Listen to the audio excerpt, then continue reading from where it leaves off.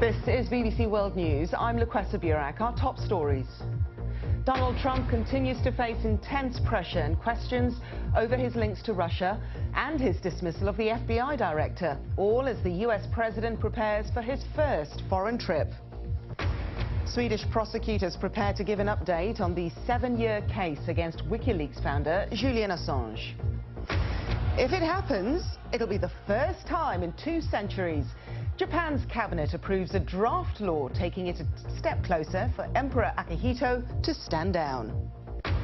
And one of Britain's airports is about to get a control tower 180 kilometres away from the runway.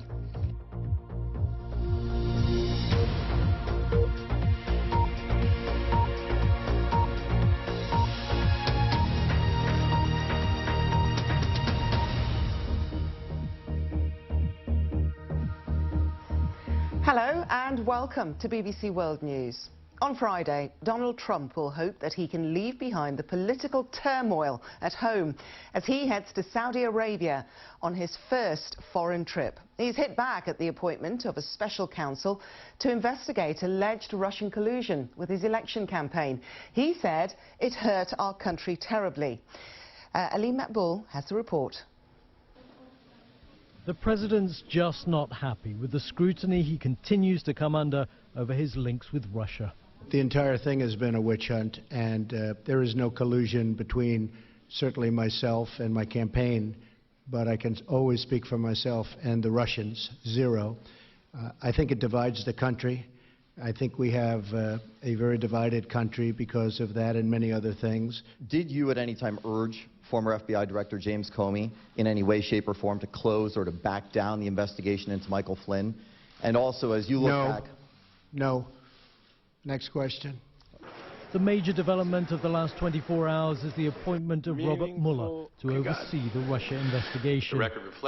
He's a man renowned for his independence, having been appointed FBI Director by George W. Bush and being asked to serve on longer than his term by Barack Obama.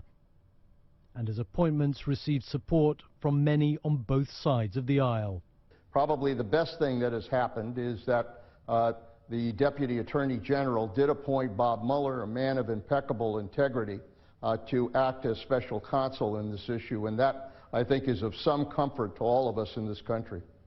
I believe that the professionals of the Justice Department need to do their jobs independently, objectively, and thoroughly. And I believe the special counsel, which is Robert Mueller now, helps them do that. Some of the president's critics, while happy with the appointment, complain Robert Mueller hasn't been given enough power. But what exactly is he investigating? Well, it breaks down into 3 main areas.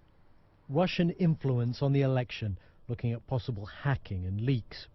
Russian collusion with the Trump campaign, so meetings or financial ties between the two. And obstruction of the Russia inquiry, looking at whether Donald Trump tried to get the former FBI director to drop key parts of the investigation.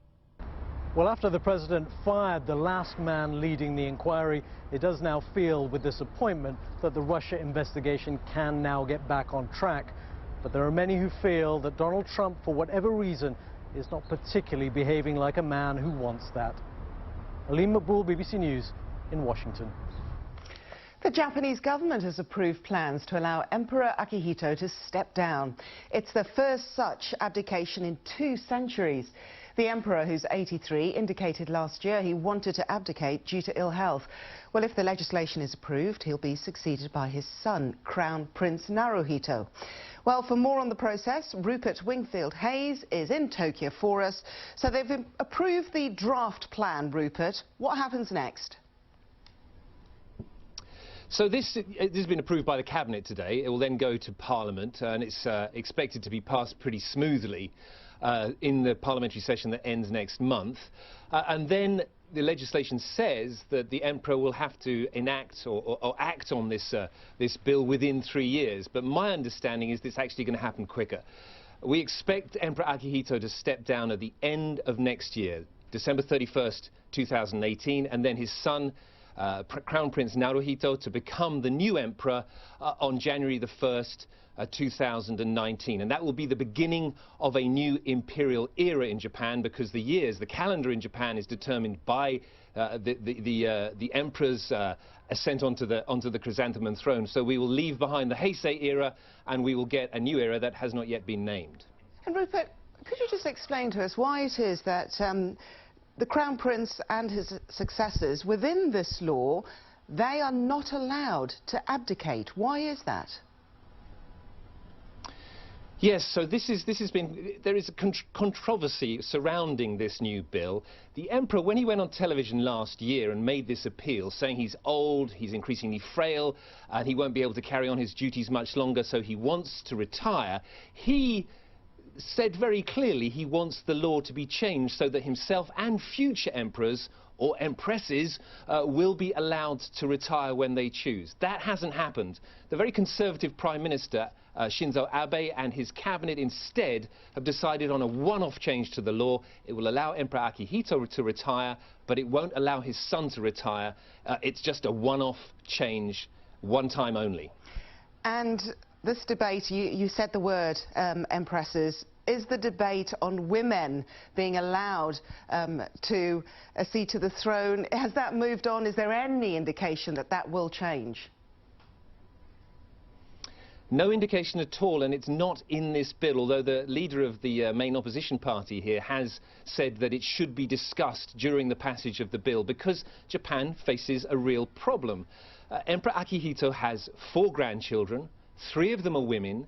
When they get married, they will leave the imperial household. If they have children, even if their children are male, those children will not be part of the imperial bloodline. That means that in 2 generations' time, the only member of the royal household remaining will be the currently 10-year-old Prince Hisahito. He will be the last remaining member of the royal line, and the whole future of the Japanese imperial dynasty will rest on his shoulders and his shoulders alone. OK, Rupert Wingfield-Hayes, thank you very much for that. OK, let's take a look at some of the other stories making the news. Polls have opened in Iran's presidential election, and among the first to vote was the country's supreme leader, Ayatollah Khamenei. President Hassan Rouhani is seeking a second term in office, but his main challenger is Ebrahim Raisi, a hardliner. If no candidate wins more than half the votes cast, there'll be a runoff next week.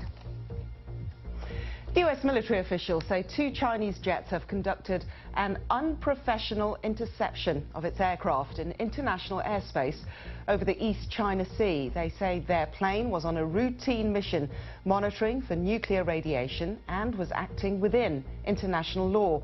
One report claims the Chinese jets came within 50 meters of the US plane. There's been no comment from Beijing so far.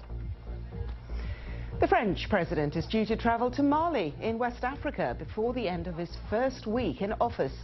Emmanuel Macron will meet troops who've been fighting Islamic militants in the north of the country, in the former French colony since 2013. Now, this will be Macron's second foreign trip as president. Swedish prosecutors investigating a rape allegation against WikiLeaks founder Julian Assange will hold a news conference later to discuss developments in the 7-year case. He's been living in the Ecuadorian embassy in London to avoid extradition to the United States. Russell Trott has the report, and a warning, there is some flash photography coming up. It's nearly 5 years now since Julian Assange entered the Ecuadorian embassy in London. He was given asylum, fearing if he left, he'd be extradited to the United States. To his supporters as founder of the online whistleblower WikiLeaks, Julian Assange is a valiant campaigner for truth. To his critics, he's endangered lives. In 2010, WikiLeaks released secret military files on the Afghan and Iraq wars, as well as footage of a US helicopter shooting civilians in Iraq. After he visited Sweden to give a lecture, he was accused of rape. But Mr. Assange says the allegations are politically motivated and groundless. 2016 saw Sweden's chief prosecutor arriving in London to question him, as the UN called for his warrant to be annulled. And this week, the former US soldier Chelsea Manning was released from military prison after she was convicted of passing on the sensitive military documents to WikiLeaks. Julian Assange's case has attracted high-profile supporters, including celebrities such as Lady Gaga. But despite making numerous appeals to Swedish courts, British police say he will be arrested if he leaves the embassy. Russell Trott, BBC News. Well, we're expecting that news conference from Sweden in a couple of hours' time at 10 o'clock GMT, and we'll be bringing it to you live right here on BBC World News. Now, here's a strange idea. One of Britain's airports is about to get a control tower that's more than 180 kilometres away from the actual runway. And not only that, City Airport in London says it'll make managing the planes safer and more efficient. Well, the system that's been developed by Swedish defence manufacturer Saab has already been tried out in a number of other countries, including Ireland, the US and Australia. So, how does it work? Our transport correspondent, Richard Westcott, has been given a special preview. Modern airports are dynamic, fast-flowing, hundreds of pieces being moved around every minute. And all of those movements must be tightly choreographed to keep it safe. This is London City Airport, and that's just one of the 300 or so takeoffs and landings that happen here every day. And until now, all of those flights have been coordinated by a group of controllers who look out of these windows here. But in the future, those windows are going to be replaced by these high-definition TV screens. Controllers won't just see the airport, they'll be able to hear it as well. The thing is, this digital control tower is 120 miles away from the airport. We've been shown this simulation, but by 2019, controllers will be sitting here directing traffic for real, using pictures fed from a new camera tower next to the runway. Unlike the old tower, they can zoom in for a better view, put radar data onto the screen to track aircraft. Critically for safety, the cameras can pick out rogue drones near the airport and light the runway at night. My initial reaction was sceptical because I'm used to being at an airport. They give the controller more information in terms of what they can see, what they can hear, how they can identify targets, how they can track targets. So the awareness that the controller gets is it's all about being heads up. They're no longer looking down. A tower controller's job is we get paid to look out the window. So it makes that job much, much easier. Now, I know exactly what you're thinking. Now, the number one question I've been asked by everybody I've told about this is, what if the TV screens go down? What if the system is hacked? How secure is it? So highly secure. So the system has been independently stress tested by security specialists. We have 3 cables that are in place between the airport and Swanwick in the control centre. So if one of those was to fail, there's a backup, and then in the event that that fails, then there's another, there's another cable there, and they're all routed, taking different routes between the airport and Swanwick. London City is convinced the new system will make their operation more efficient and more safe. The idea of a control tower miles from the airport may seem odd, but it isn't far away. Richard Westcott, BBC News. Well, do stay with us here on BBC World News, because still to come, they're slimy and they're everywhere. How is Peru coping with an infestation of giant African snails?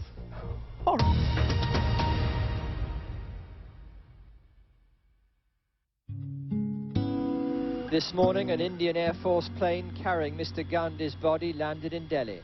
The President of India walked to the plane to solemnly witness Mr. Gandhi's final return from the political battlefield. The polling stations are all prepared for what will be the first truly free elections in Romania's history.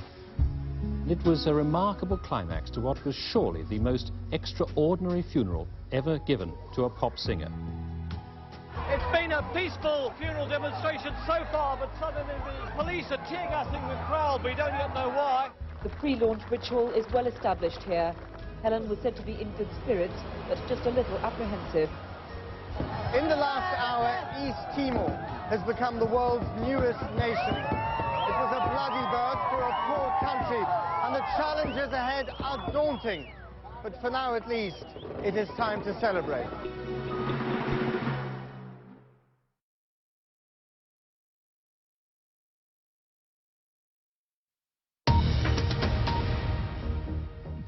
Hello, this is BBC World News. The latest headlines now. President Trump continues to face intense pressure and questions over his links to Russia and the firing of the FBI director, James Comey. The Japanese government has approved draft plans to allow Emperor Akihito to step down, the first such abdication for 2 centuries. OK, let's return to our top story and President Trump's first foreign trip of his presidency. It's ambitious. 5 cities in 9 days, including the Vatican. His first stop is to an incredibly important ally, Saudi Arabia. Here's an explanation about who he'll be meeting there and what are the key issues.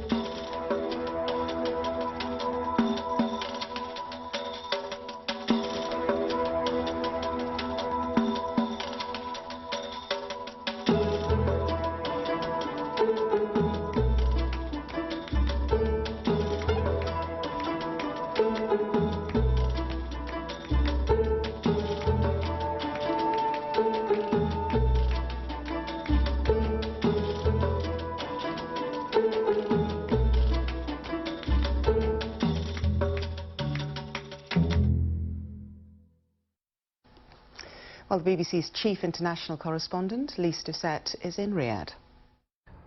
Well, the Saudis are feeling very pleased that President Trump has chosen Riyadh to be the first stop on his very first foreign visit. When we met the Saudi foreign minister today, he used words like milestone, landmark.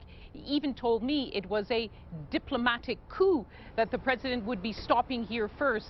And not just stopping to meet the leaders of the Saudi kingdom. This will be the mother of all welcomes, because President Trump will also meet all of the leaders of the Gulf Arab states, the GCC, and the Saudis have invited all the members of an Arab Islamic summit. So they're proudly saying 37 kings, presidents, prime ministers, they'll all be here in Saudi Arabia, emphasizing for the Saudi rulers the importance that Saudi Arabia is playing. And right from the very start, when President Trump came to power in the White House, they were among his biggest supporters, making light of the controversy over the travel ban, which became a Muslim ban, saying very much that they believe President Donald Trump is a leader they can do business with. Military, political, economic, the fight against terrorism, the fight against what they see as Iran's destabilizing behavior across the Middle East. They see this very much as a partnership. They are a bit worried that all of the controversies back home over the mishandling or the alleged mishandling of intelligence will overshadow this visit, but they are seeing this as a very good start. And most importantly, as importantly, the end of what had been a strained relationship under President Obama. That was our chief international correspondent, Lise Doucette, there in Saudi Arabia. And Lise and our North American editor, John Sopel, will be providing coverage during President Trump's trip. So you can keep up to date with all of that. All you need to do is visit our website, bbc.com/news, or you can download the BBC News app. Last week, thousands of Muscovites took to the streets to protest against moves by Moscow city authorities to knock down thousands of Soviet-era apartment blocks. Bosses at City Hall have insisted the buildings are dilapidated and outdated, whilst many residents and activists see the plans as a ruse to make way for high-rise luxury flats.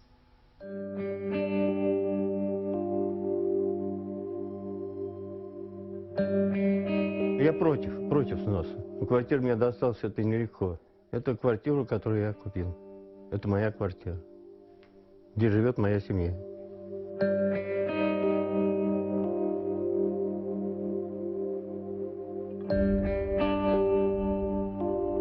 Ну вы видели, какой дом? Кирпичный, стены какие. Паркет, вот как мы въехали сюда, мы пишем везде, отсылаем, но нас никто слушать не хочет, по-моему.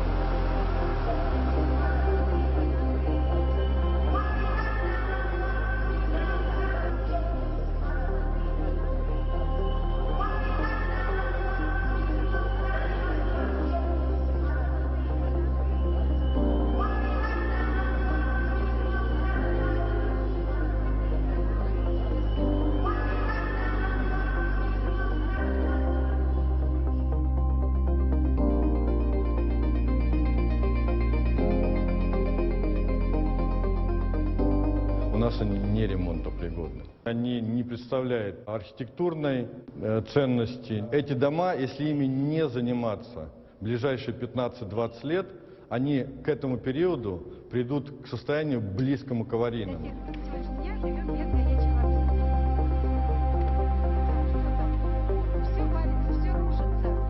Потолки рушатся, полы проваливаются. В общем, жить невозможно в таком доме.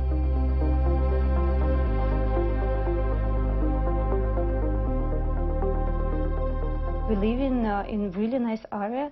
They want to move us. Move us where? Move us for what? We're not planning this in my family.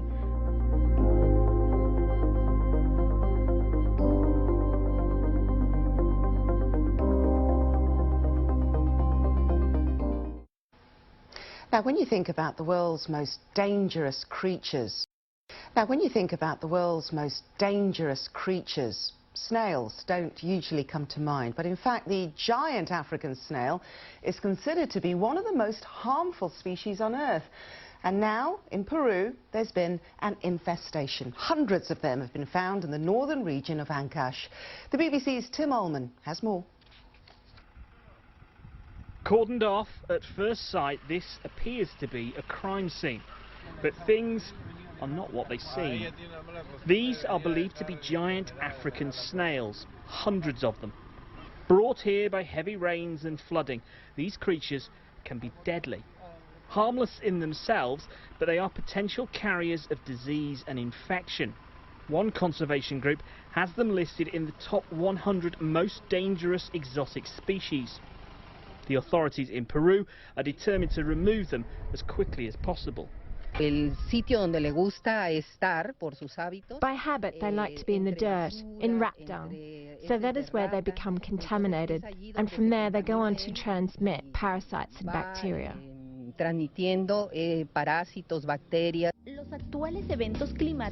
So serious is the problem, government officials have launched an information campaign to warn the public what to do if confronted by a giant African snail. The number of poisonous snails is rising and I'm scared. They're climbing my wall. That's why I'm trying to kill them with salt. With one region already placed on alert for a dengue epidemic, the people of Peru are being told to steer clear of a threat that is a lot bigger than it looks. Tim Ullman, BBC News. Now, it's long called itself the greatest show on earth, but after 146 years, the Ringling Brothers Circus is shutting down. It's entertained millions, but recently revenues have dropped and there have been legal battles with animal rights groups. The BBC team went to see the closing moments with those who've called the circus home.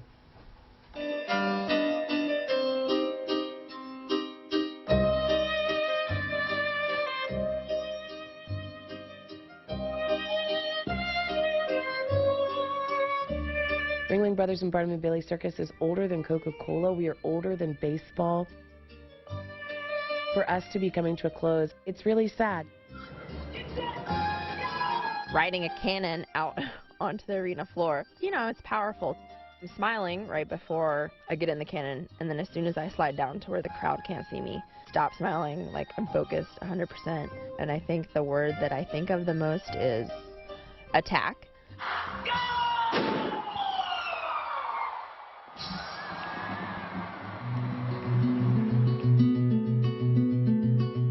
In between cities, we travel and live on a train. We're sort of like professional gypsies. You know, it is such a unique lifestyle. I think that's one of the most nostalgic elements of this show coming to a close, is that this lifestyle is coming to an end as well. There's a culture that we are losing that is 146 years deep. We're just devastated. The performers, they're pretty much all out of work. Hopefully something else will happen, something else will come up where it's similar, you know, but if not, you'll always have these amazing memories, and I'm just glad that I could be a part of it. I think We're feeling very bittersweet. Bitter because we don't want the show to end. We want to do this forever. And sweet because we got to do it at all.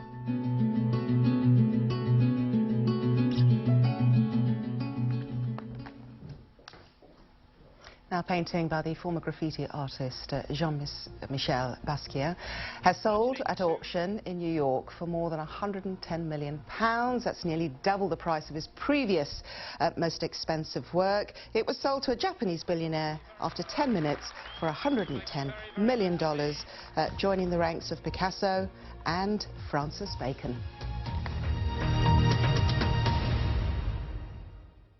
Hello there. The hot, sunny weather across Central Europe slowly moving eastwards now, and what we're seeing is a transition to much wetter, cooler conditions across the west of Europe, particularly for France in towards Germany, the Low Countries. Some pretty big thunderstorms as well, and some very wet weather stretching from the British Isles in towards France in the last 24 hours. More rain across this region, feeling quite cool, cloudy.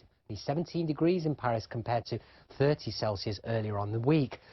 For much of Spain and Portugal, though, it looks fine and sunny. Still some heat across the south through Friday. 20 degrees from Madrid, more cloud further north. Could see some rain across the Pyrenees, but it's looking pretty cloudy, wet across much of France. Maybe some embedded thunderstorms further east and in towards Germany. You can see the high temperatures. The heat still there across the far east of Germany and in towards Poland. And pretty respectable temperatures, Copenhagen and Stockholm around the low 20s Celsius. Meanwhile, we've had some showers, thunderstorms in the eastern Mediterranean. They're tending to clear away for the weekend. And through the Mediterranean, in fact, for the weekend, we should see a good deal of sunshine. It still remains quite hot, though, or warm, I should say, across the east of Europe, mid-20s Celsius there for Moscow. A bit cooler there for London and for Paris. So for the weekend, for Sunday and into Monday, for London and Paris, it looks like things are going to warm up a little bit into the start of next week. Madrid and Rome, plenty of sunshine, pretty high temperatures for both Sunday and Monday. Berlin looks like it'll cool down slightly through the weekend. We could see some thunderstorms arriving in Athens.